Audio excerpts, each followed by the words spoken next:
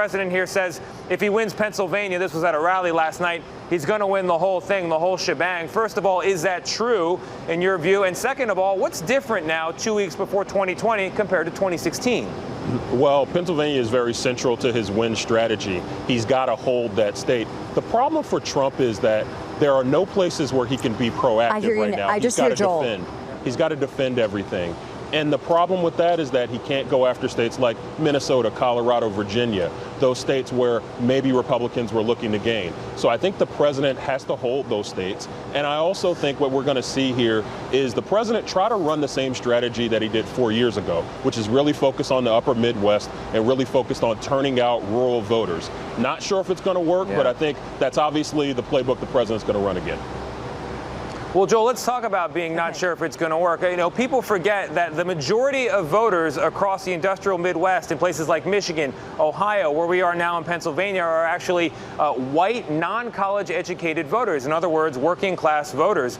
Has the president done enough to connect with those voters? Or put another way, has he done enough to motivate more urban voters to come out and vote against him? How is that math going to work for the president this time around? I think the president certainly has a cultural connection to those voters, and I think that he's counting on that working out for him as a turnout strategy. But I think what the president also misses is that this is flipped on him in terms of those types of populations that traditionally support him, seniors, white voters. The margins are a lot closer with Joe Biden. In fact, in some cases, Biden is winning with those voters. So whereas the president was dominating Hillary Clinton 4 years ago in some of those categories, the flip is completely, the script is completely flipped, rather, this time around.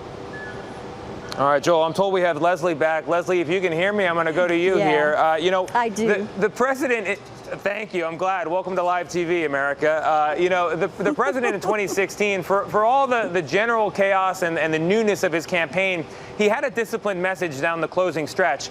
This time, some are saying he doesn't. He's attacking Leslie Stahl. He's attacking Anthony Fauci. How do you think what could be a lack of discipline in his messaging may impact the vote this year? What's interesting about that, if you listened to him last night and the package right before here when you're talking about the forgotten man, a lot of that galvanized or in many cases activated this blue-collar nation. And that idea was that there's so many voters, and they said it themselves, who weren't connected to Republicans or Democrats, but heard the message of this outsider, this unorthodox approach, and they wanted to get on the bandwagon. They're still with the president. He's activating it again right now in the sense of talking about his accomplishments and kind of sticking to that line. But I would tell you, Tony, the debate coming up and how well the president can stick to that message and going back to energizing, especially those particular states, is really going to determine whether he can close that gap coming to Election Day. Yeah. Leslie, one of the more fascinating dynamics of this election cycle is that the president turns out to be a great motivator, but for both sides. So his supporters want to vote for him, and Joe Biden's supporters want to vote against President Trump. Talk to me about that dynamic and who it benefits. You know, in this case, so 2016 was just kind of happenstance that the president was able to do that. You were talking about, what, 78,000 votes out of 137 million that really made the decision up in those Rust Belt states.